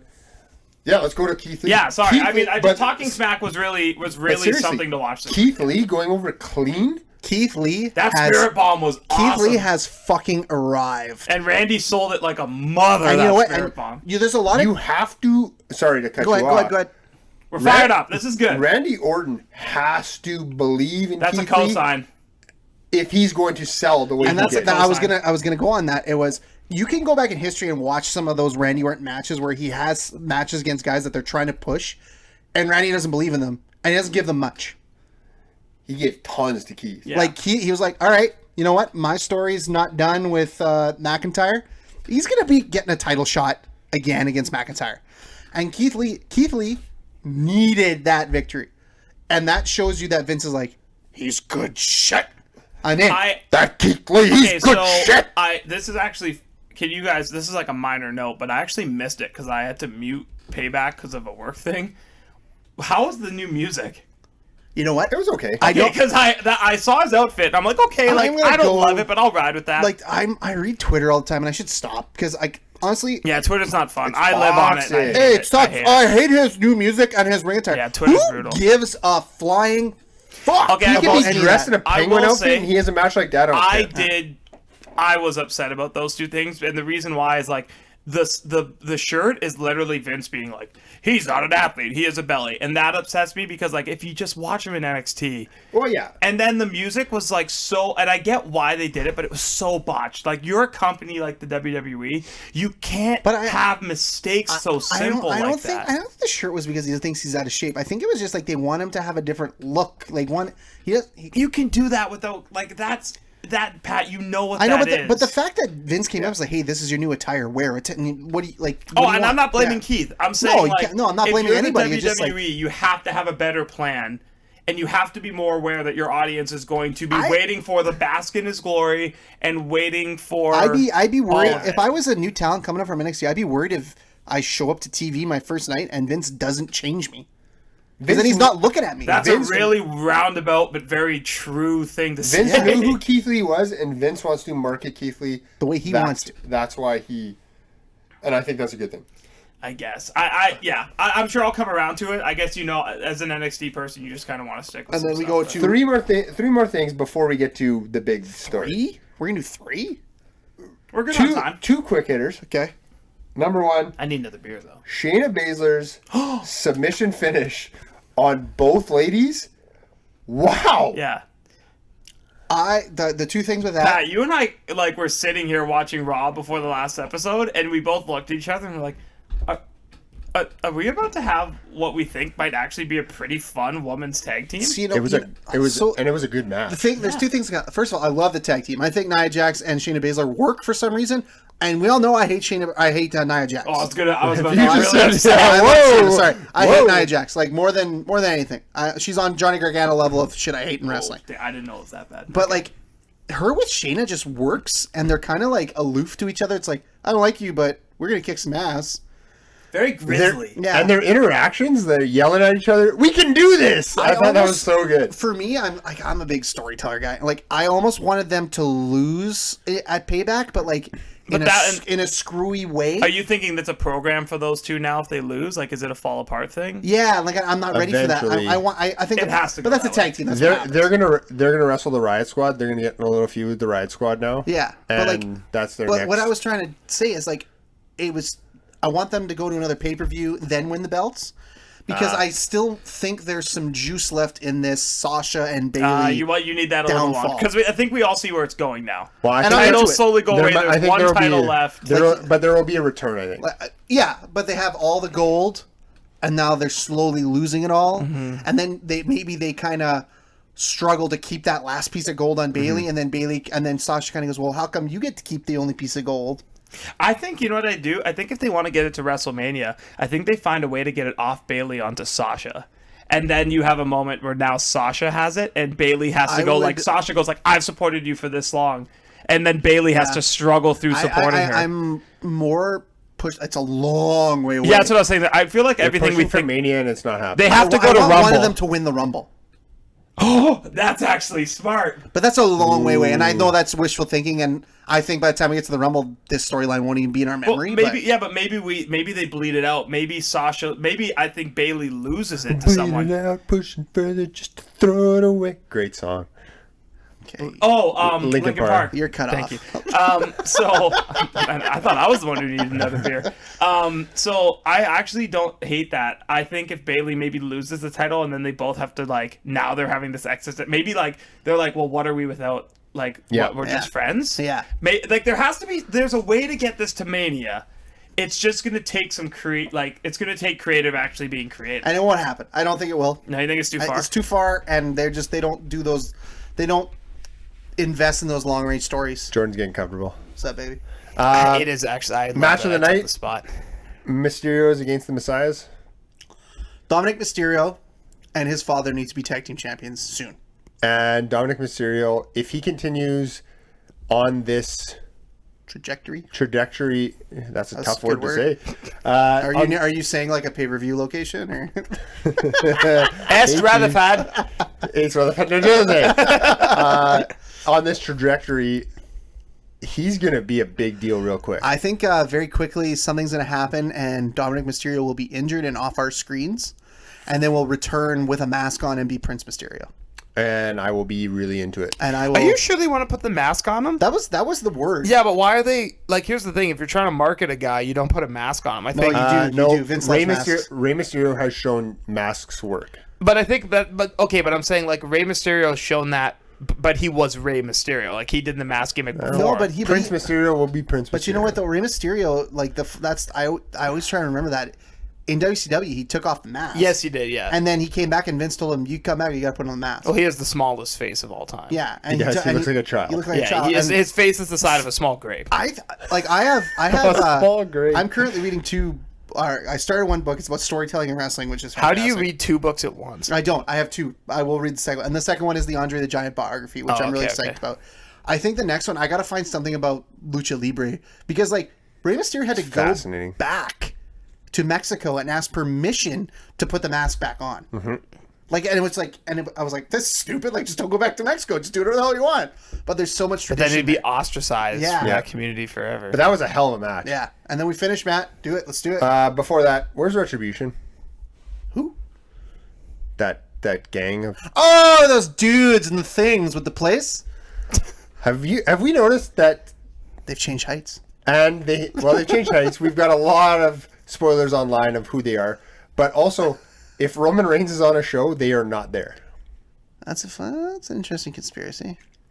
Here's one my theory. At this point, like 25 different people have been linked to being the leader of Retribution. It's either they just don't want to take away from Roman, or Paul Heyman, because if you didn't know, Roman Reigns is now a Paul Heyman guy, and I am so into it.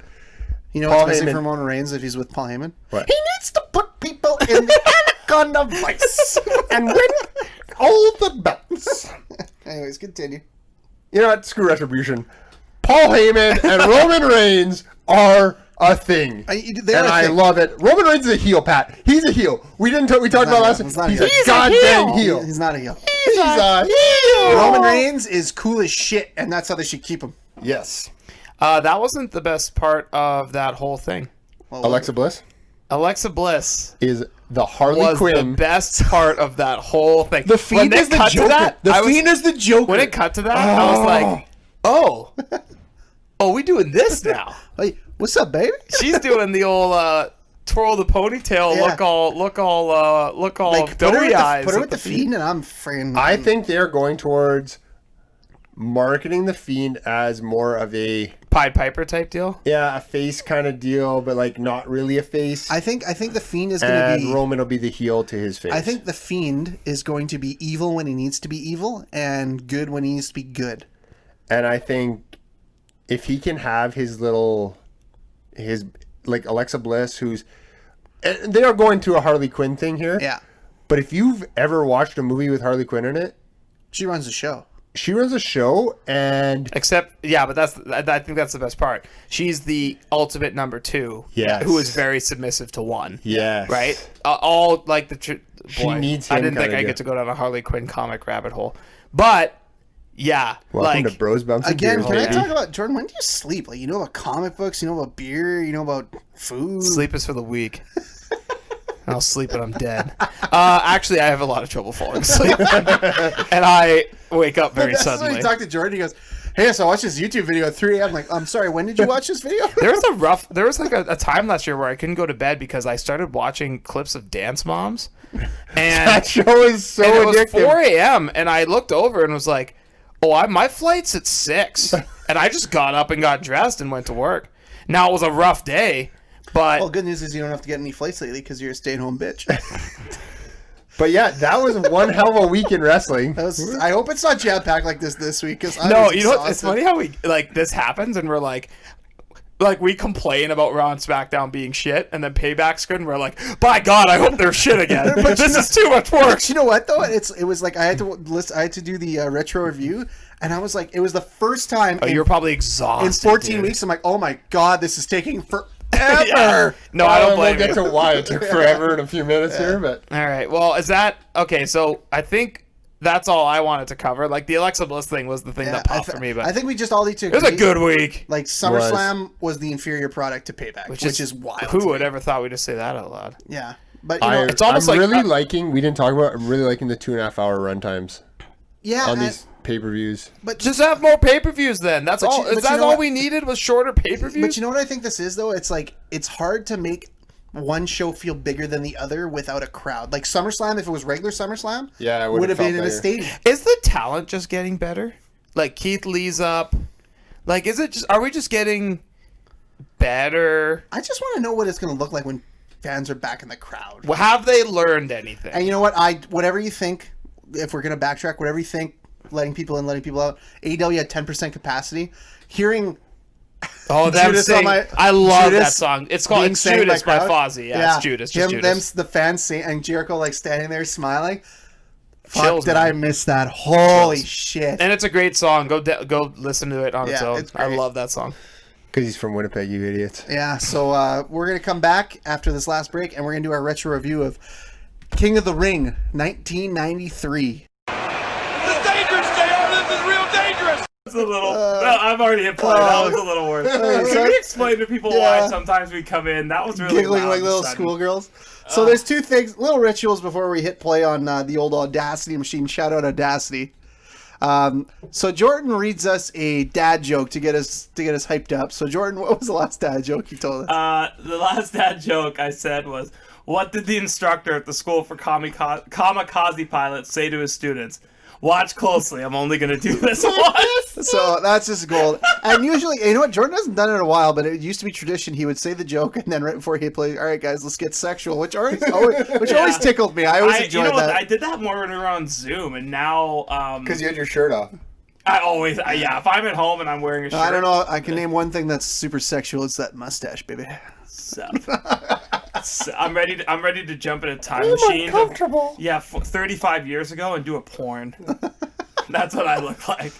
What's porn? So anyways, our this week our retro review, fresh off a Flight in a Pint, which I am enjoying every time we do it. Yeah, it's almost Yeah, made the because you retro picked the reviews worst kind of a team. back seat. So I kind of feel like I don't know. I think this love week them. it'll be interesting because we go back in our time machine and we go to King of the Ring 1993. I was 2. I was 3. Matt was 25. and we will allow Matt to, as we always do, dial it up, dumbass. All right, so King of the Ring 1993 was June 13th, 1993 from Dayton, Ohio. You can't mess that name up. Dayton. But, fun fact, WWF thought that Dayton, Ohio was a B-town, so they actually avoided saying the name Dayton, Ohio. They kept calling it the Heartland of America. Well, I think Dayton, Ohio thought WWF was a B federation because half the friggin' seats were empty. The attendance. So they were at, which is a hilarious name for an arena. I was hoping you'd touch on that. The Nutter Center. Why is that funny? It's because they thought it was a Nutter Center, but it was. Oh, I just thought the word nutter was funny. Nutter better. Nutter Better. There's a few different things you can. And there was 6,500 people there. Exactly 6,500. Apparently, Yeah, dead on. Yeah, good. That's solid. for a show that featured That's the Hulk entire Hogan. population of Dayton. Which is important to say feature. Actually, there was. I watched a show of WhatCulture because I love WhatCulture. This week on WhatCulture, You can't top go wrong 10 with list of wrestlers that had big arms. Hi, I'm Simon from WhatCulture. Oh, those guys are great. You know what's funny? I watch it, But there's when 100. I see Simon does one, I actually will watch his because it doesn't matter what the topic is. No. But I think he's so good at it. So good. So there's only like 120,000 people in 1993 in Dayton, Ohio. Yeah. So that would be like having a pay-per-view in two Brandons. Well, I wouldn't go there now. No, not now, but So the show, It's funny that that's also like a guy's name. Brandon. Pay-per-view. Hey, Brandon, you want to go to the Nutter Center and watch the wrestling? So, this announce team, wild announce team. Oh, it's We got the just go. I know. The Macho Man, Randy Savage. He was on the table. Yeah, Whoops. Bobby the Brain Heenan for Okay, some good. reason, and JR. If you want to play a drinking game while watching this pay-per-view, Oh, no. every time JR announces the wrestler's alma mater. Oh, you are hammered. Was it the Pierre Maguire? Oh man! Oh man! You should see this guy go. He went from the Southern Mississippi. He was a fullback, Southern Methodist University, and then he transferred to Tampa Bay. Bless JR's heart. He's have to watch the Sooners lose over and over. So again. But did you know that there's technical difficulties with the headsets? That's why they talk over each other, which makes it even more impressive how good Bobby Heenan was. I think that explains what happens on this podcast. Then what? We don't use. Can't hear you. We don't use headsets because it didn't work. Why does no one listen to this third segment? Because they're always feeling great. No, it's like, well, man, maybe we need to flip it. Maybe we need to start wrestling this last 30 minutes while. I mean, I'm driving home safely. Hey, next week we're gonna flip it. We'll record them backwards. No, we're not. People that know, 'cause we have people who like genuinely like. Okay, we do actually. Jordan scratches his ass. We'll talk about it. We'll talk about it off air. We'll talk about it. Way more listens than I ever thought we'd get on this fucking podcast. So this is way more. This is your classic King of the Ring tournament. It's the first one to be on a pay-per-view. Yes. And it is the one-night tournament. They have all the matches. By the way, I'm drinking a juicy. Damn juicy. I have a question. Go on. I thought King of the Ring was always a pay-per-view. Nope. So it was like, it started off being like USA TV matches. special. It used to be house shows.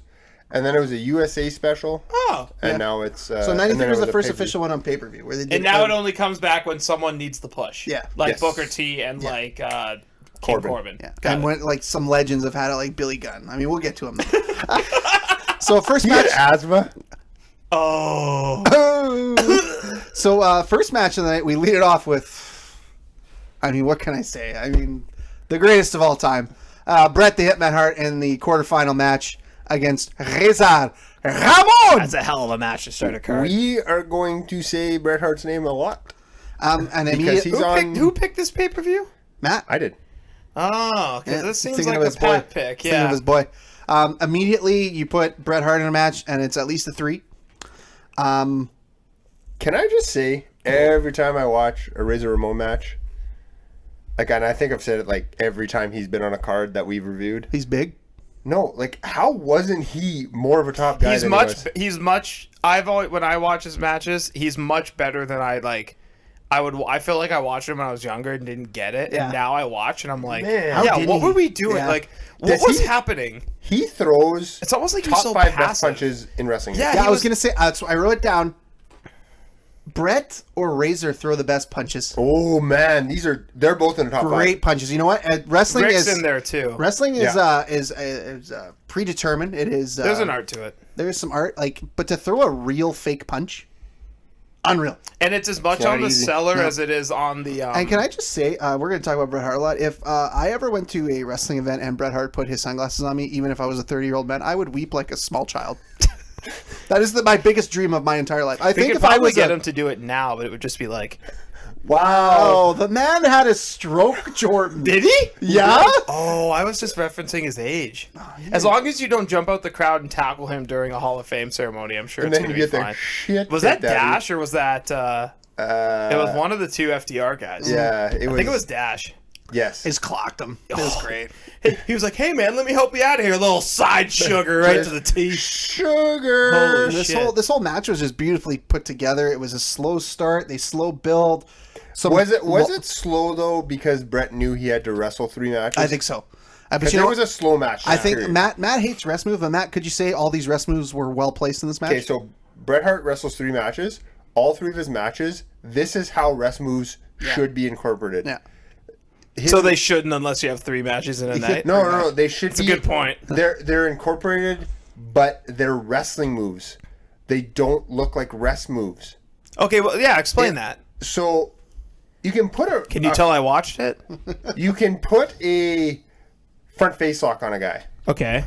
and it can be a rest move. It looks loose. It's just you're just holding him, or Oh, you can wrench it and really give it some salt. you can appear to be wrenching it and really digging it in when you're clearly not. It's still a rest move, but it's serving a purpose other than the fact that these guys just need to catch their breath.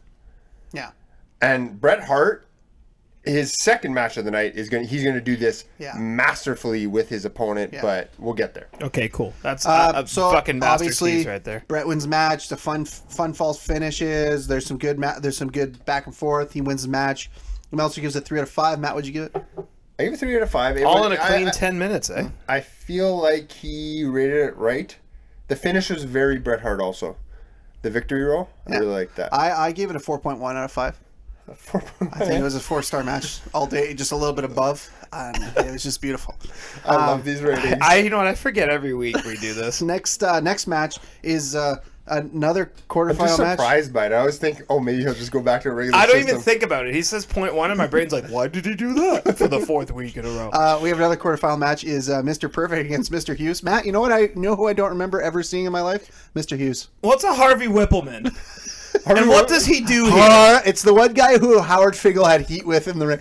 And next up the microphone was Dr. Harvey. He was a doctor. Whippleman. Oh, was he? Wikipedia doesn't give him official credit. Yeah. For being No, a he doctor. doesn't give him the MD stuff. So yeah, he's with Mr. Hughes. Matt, Hate to I don't see know it. what a Mr. Hughes is. I don't recall what he is. And All I know is that three things about Mr. Hughes.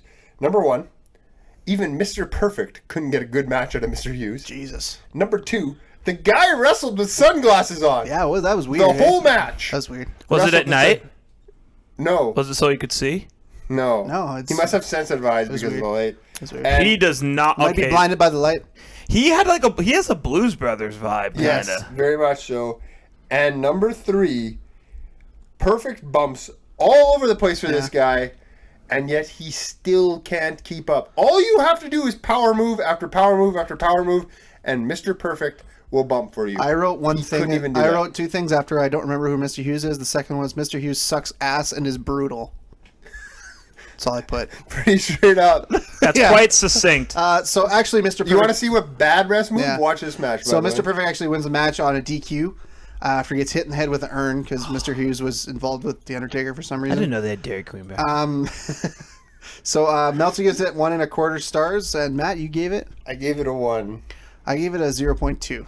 0.2. Woof. Yeah, it's super bad. Whoops. Yeah. Cheap finish. Mr. Hughes looked dangerous. He didn't look like a very good worker. Apparently, this guy was huge on like I think it was Memphis. Everybody's big in Memphis, but I think it was Memphis. Yeah, he was big in. there was something about him, and then they took an about face and were like, "This guy sucks." Yeah. His Wikipedia page has him. Actually, he's like done quite a bit of different shit. It was weird. Yeah, he was a big deal, man. I mean, I did enjoy the pseudonym he went under of Gotch Gracie. Ooh. Yeah. Ooh. I know, if you're named yourself Gotch, you have to be a top guy. Oh yeah. Yeah, just facts. Next match, another quarterfinal match. You have Bam Bam Bigelow. Oh my God! I against, forgot about this match. Hacksaw That Jim is a Duggan. big boy match. Hacksaw Jim Duggan. Bam Bam, very large human. Hacksaw Jim Duggan, a gimmick that will never get old, but I don't know why. I wrote down, am I the only one who thought that he doesn't get Jim Duggan? I just don't get it. Oh, I thought you meant Bam Am didn't get No, him. I was like, Matt, interesting. I would love to agree with you. He carries a 2x4. He says "ho." Whoa, disavow. Yeah.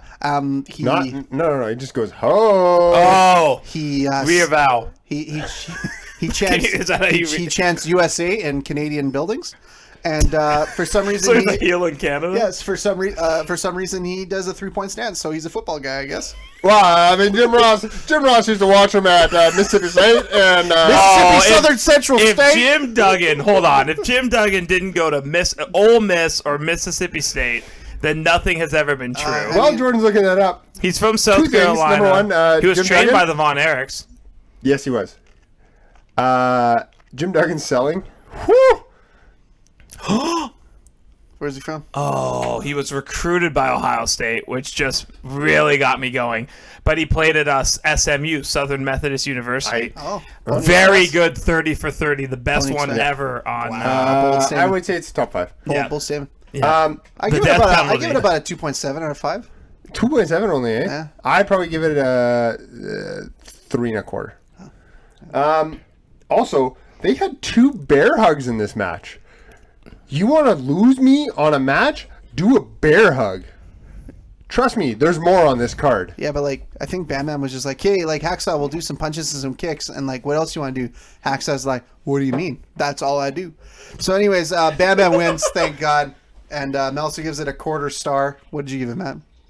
0.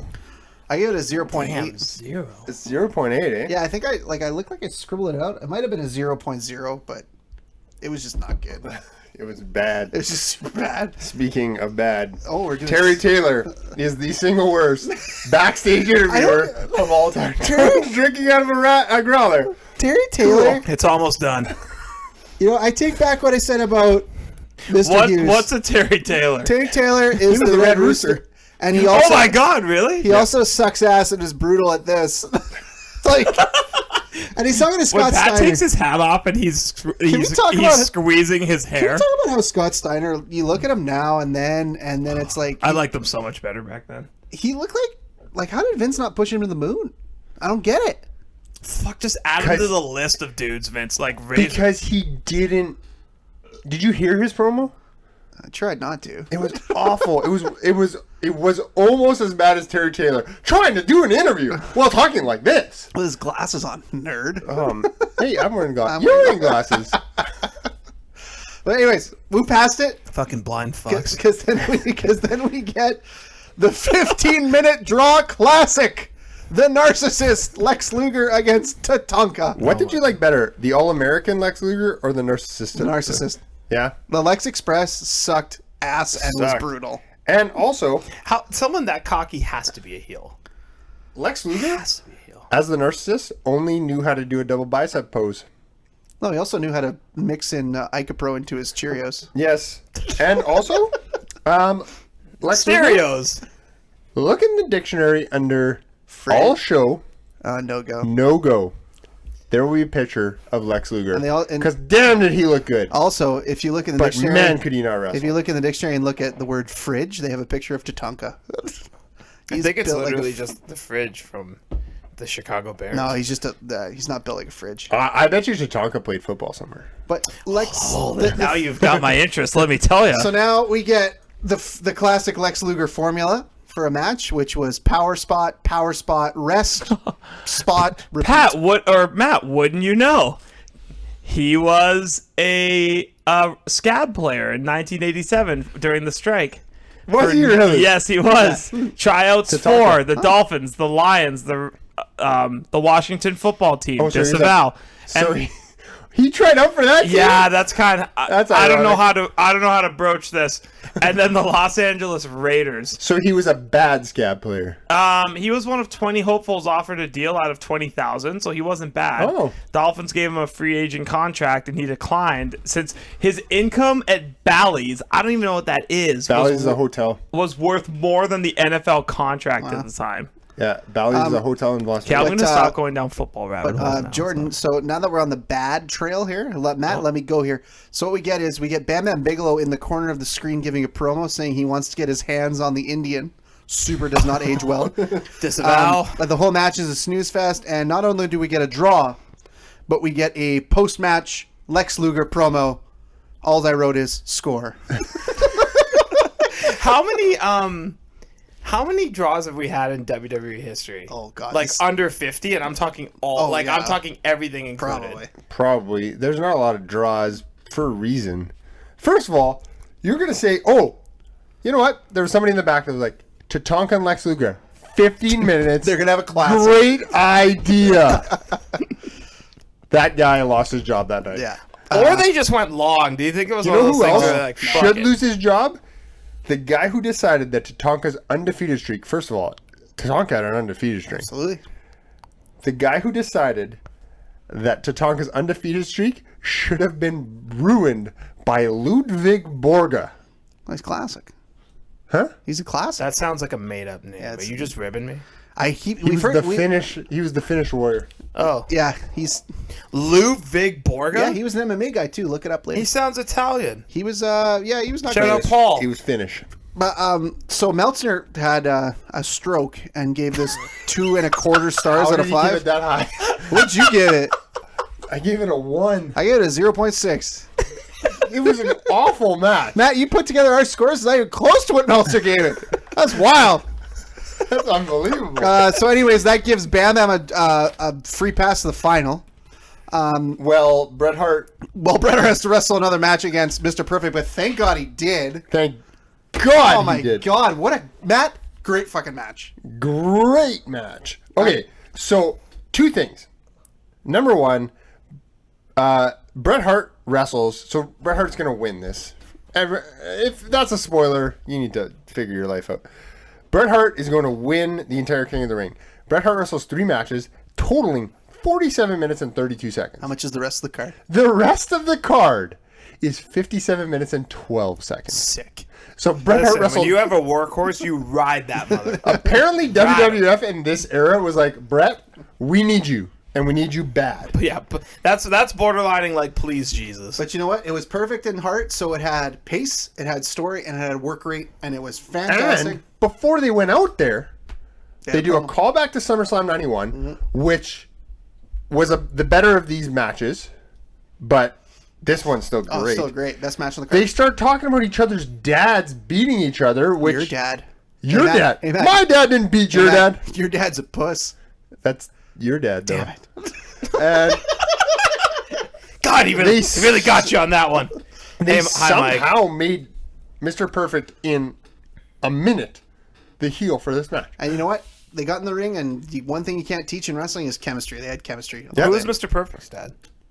Larry the Oh, Accent. Monsieur Perfect. Oh, I don't know. I Sit couldn't this one think out there, of champ. Mr. couldn't think of Perfect anything Senior. above Mixer. Anyways, Meltzer gave this 4 1/4. Yeah. What'd you give him, Matt? I give it 4. I didn't think it was as good as Meltzer thought, but it was still darn good. It was the best match on the card for me. absolutely, I gave me it a too. 4.3 out of 5. 4.3. Yeah, it's pretty solid. Bret Hart jumping off the apron into the barricade. Is he the best of all time at doing that? No, he's the best all time of taking a straight chest shot into turnbuckles. Oh, I also wrote that Oh one my down. God! Even I like have he just numerous takes it memories so of him well. doing It's that. so good. Yeah, that's a great spot. Next, we get Okay. For some reason, we get the World Championship match. As the middle match. Middle match between Yokozuna and Hulk Hogan. But, okay. The promo. Okay, Matt. Hogan does a promo. Yeah. It's 1993. This Oh, what'd he say? This already feels old and tired in That's what I 1993. was just going to say. By 93 was the All-American Hulkster It was over. of the It was late done. 80s and like the really early 2000 or 99s. You got this early '90s. Early 90s. I got you. Don't worry. The That's really why I'm early here. 90s. Oh, hello! Was he done? I think so, right? It sounds like I was peeing.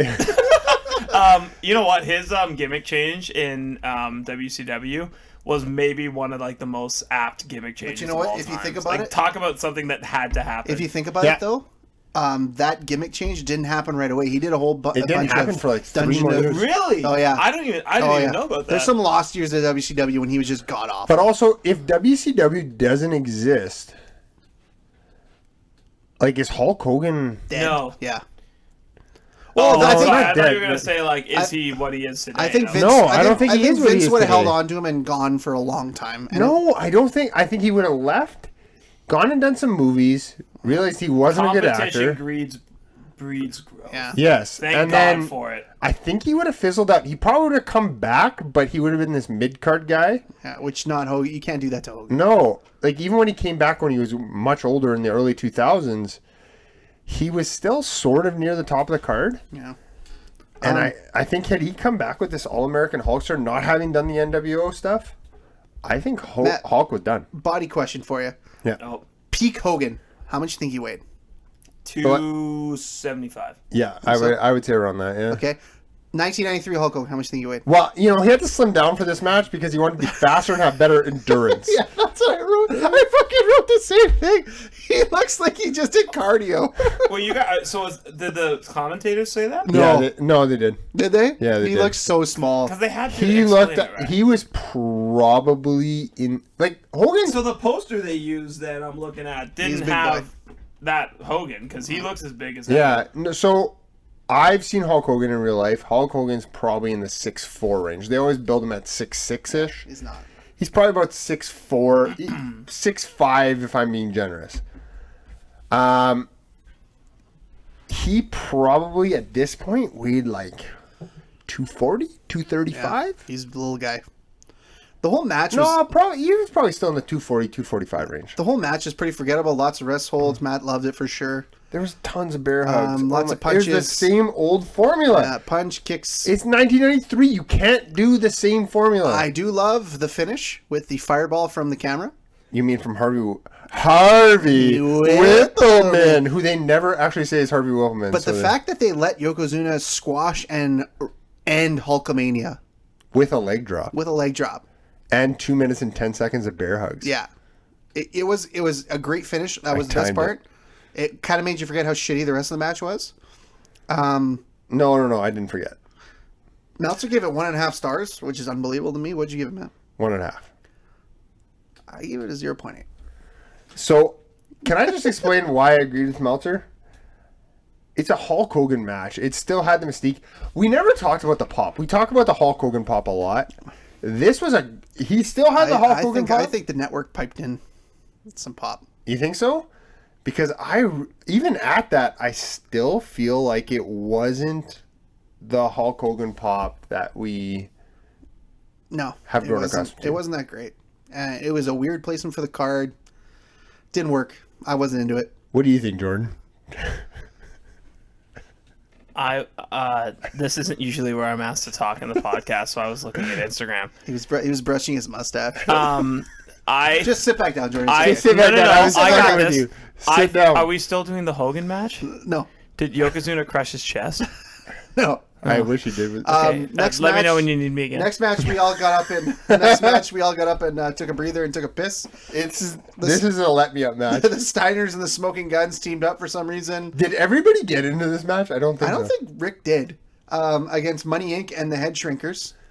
Hey, did Billy Gunn go on Ica Pro? Because he's way bigger in the late 90s. Billy Gunn is a fucking inspiration, okay? You should be praising Billy Gunn. Billy Gunn's gotten more mentions than some legends.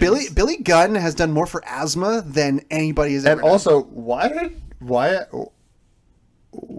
Ted DiBiase let go of the $1 Million Dream before the guy tapped out? Well, I tell you, because Jared mentioned that he went from to Southern Texas University. Who is this? Which, if you look Ted it up, DiBiase. that alma mater class that Ted DiBiase was in, and Southern Texas University had like some Hall of Famers. Had like Tito Santana. Had that was crazy. Terry Funk. It had West like Texas State. West Texas State. There was like a ridiculous graduating class. This match sucked. It was stupid. He went from Nebraska. He actually traveled a lot. Yeah. But Jordan. Yep, just let me talk. Meltzer gave it He was also in the Alpha Tau Omega fraternity. Meltzer gave it 1 out of 5. Matt gave it 1 out of 5. I gave it 1.1. Oh, you went over Meltzer. Oh, listen here. No. Yeah. I thought Meltzer gave it 1.5. No, even 1. Oh, so I thought you said 1.5. Now, the spokesperson for Ica Pro gets an Intercontinental title shot.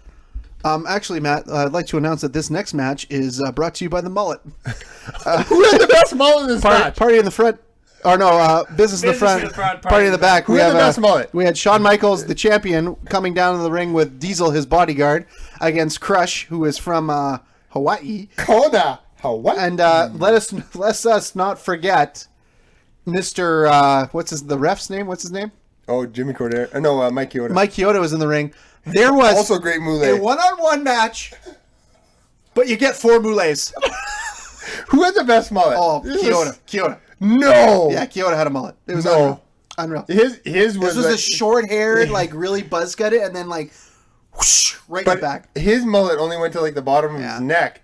Crush, on the other hand, Crush looked like it had freaking extensions. It was so full. Crush's mullet was, if he was on the back of a motorcycle, that thing would have been taken off. Yeah.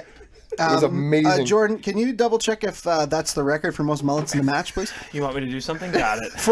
Damn it! I closed the king of the most wrestling mullets in a match. I would like you to look that up. The great sign of a great match, Matt. Early rest holds. Always a good idea. Michael's bumping is in right for him. He tried, man. He really tried. So is Shawn Michaels a better bumper, or is Mr. Perfect a better bumper? It's always Mr. Perfect. Yeah. Okay, you're right. Yeah. I can only find a list of the 10 most impressive mullets in pro wrestling history. We will get to that list in a second. Okay. Diesel gets involved. The crowd never cares. And, of course, how do you end a great match? With, Doink the Clown. Double doinks. Double doink. I forgot about the double doink. 2 doinks. Any Bears fans? If you are not scared of doink, we can't be friends. Early doink as a heel was a fantastic gimmick. I can't believe this. Meltzer gave it the same score as the Hogan match. He gave it 1.5 out of 5. Matt, what'd you give it? I gave it a better rating than the Hogan match. Wow. I gave it a 2. I gave it a 1.2. Okay, the number of people with mullets is actually like a borderline who's list of really Top good 2 wrestlers. mullets. No, give me the top 5. Top 5 Starting at mullets 5. according to Bleacher Report. So take it for what you will. Eddie Guerrero 1. Okay. Oh, yeah. He Mike had a good Awesome 2. Yeah, he had a That's good a one. glorious mullet. Crush 3. Yeah, Oh, okay. I told you The it was Rockers tag teaming 4 and 5. I could see that. I'll just give you the rest. Brutus Beefcake has to be on there at 6. Your boy, the 1-2-3 kid at 7. Wow. good. That was Jake a good the one. Snake at 8. Razor Ramon at 9. Oh, his Yeah. was greasy. It was great. And Bob Sparky Plug Holly Oh, yeah. at 10. He's a race car driver. I'm Simon from WhatCulture. That was my top 10 list of bullets. And of course, but we do. That may be the best part of this podcast. They do redeem themselves, and they finish out the night with the King of the Ring final. Bret the Hitman Hart against Bam Bam Bigelow. Your queen comes out during this match. She does. My Luna Vachon. What's up, baby? But Oh, I thought we'd get through a whole podcast. so Bret Hart against Bam Bam Bigelow. Does anybody sell an injury better than Bret Hart? No. He sells 3 injuries in this match. And Bam Bam Bigelow, man, he had a better match with Bret than Razor did, in my opinion. Man, I had like a few beers when I reviewed this match. I just put Luna Vachon and I put a bunch of hearts around it. Like so many hearts. Good for me. You know what? We're so on brand. Like, you can really tell, like, the start of the podcast is like a beer or two, and here we are. But Do you think Bam Bam is top 3 big man workers ever? I raise you that. I go Bam Bam might be the most undervalued, underrated wrestler in the last 25 years. Underrated, undervalued? I don't think Bam Bam gets his due. I think if you were to look at his, Do you think his gimmick gets more love than his work? I think I think Bam, there's a I nostalgic... think Bam I think Bam his gimmick held him back. Bam Bam is more valued in Japan than anywhere else in his Kind of career. like a Vader. Well, he teamed with Vader. If you're like that, yeah, they were just, tag team. I hope he lives there now, as he should. He Bam passed Bam- away. Bam Bam's dead. Yeah. Oh, boy, you hate to see that. But let's just the thing with More like, damn, super. I mean, there was wow.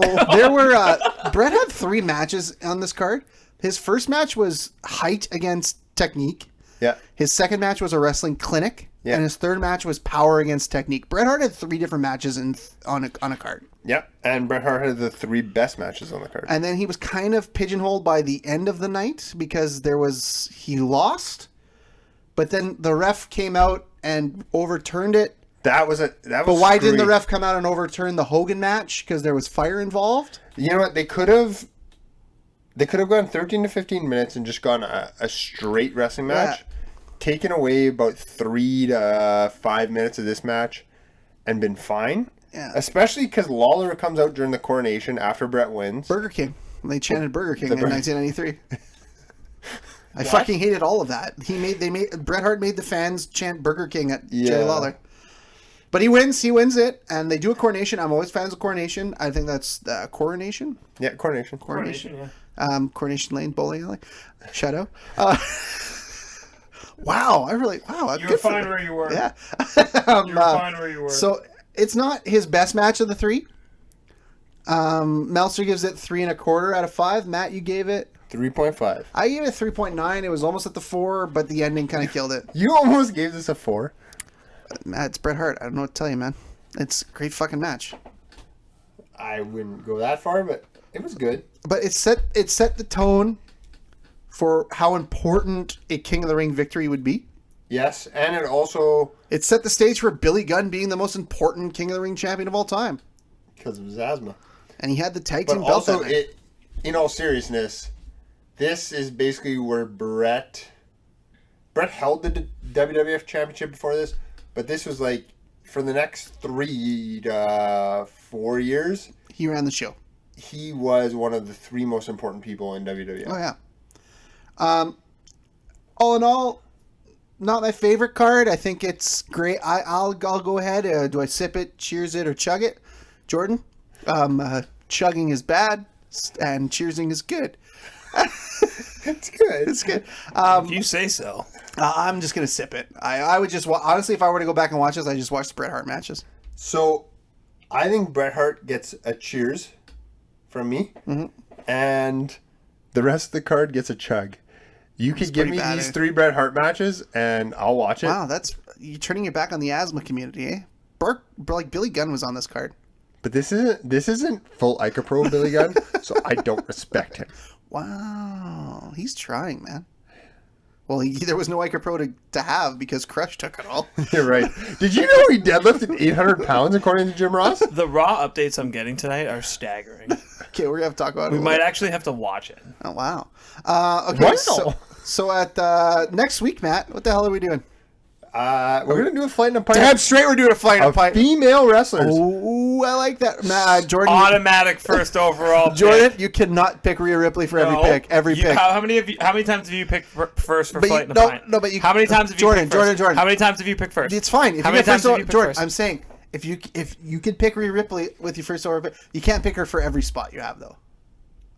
I don't remember any rules put in place. I do what I want. We'll talk about it. Anyways, guys, I hope you do what I want. I hope the 4 people that are listening to the end of this podcast really enjoy it. We enjoy doing it. We always love and appreciate you. You could follow us on Untap, myself at Pat Gagne, at JSco55. If you get this far in the podcast, go to at Bros Bumps and Beers on Twitter and tell Pat he's a salty fuck. Just go and tweet it. I'm okay with it. Literally just tweet it at him. Hey Pat, you're a salty fuck. Just tweet it right at him. We want to know that you're here at 1:41:40. Wow. That you're still cooking. Oh, we went over an hour and a half. Son of a bitch. So yeah, JSco55 at Gagne Matt with 2 T's. And you can follow us on the Instagram at Bros Bumps and Beers A&D, on the Twitter at Bros Bumps Beers. You're gonna drink local. You're gonna enjoy all the local beers. You're gonna dial it up. Pat did tonight. The length of this podcast has also made the ending really interesting. Because usually before we'd be done at like 3 beers, and now that's not what happens. Well, anyways, Jordan sucks. Someone drive us home. Jordan's got a terrible mustache. Matt looks good. Pat looks fantastic. And we'll see you next week here on Bros Bumps and Beers.